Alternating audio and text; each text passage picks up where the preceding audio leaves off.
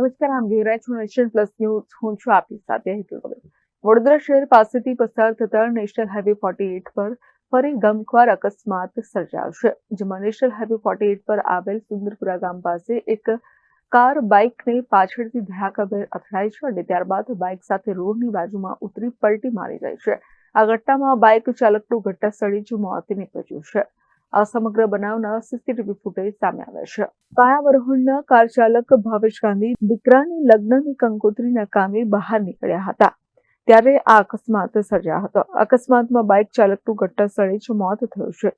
મૃતકનું નામ મુકેશ ચૌહાણ હોવાનું સામે આવ્યું છે અને તે કોટેશ્વર ગામનો રહેવાસી છે.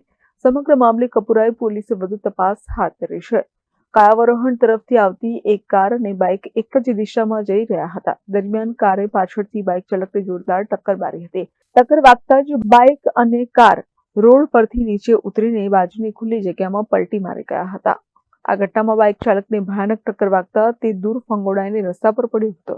અકસ્માતમાં બાઇક ચાલકનું ઘટનાસ્થળે જ મોત થયું હતું, જ્યારે બાઇક પાછળ બેસેલા એક વ્યક્તિને ઈજા પહોંચતા સારવાર અર્થે સાજી હોસ્પિટલમાં ખસેડવામાં આવ્યો છે.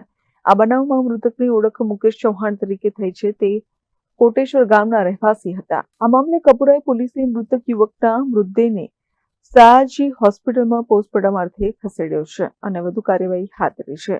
Bureau nation plus news Vadodara.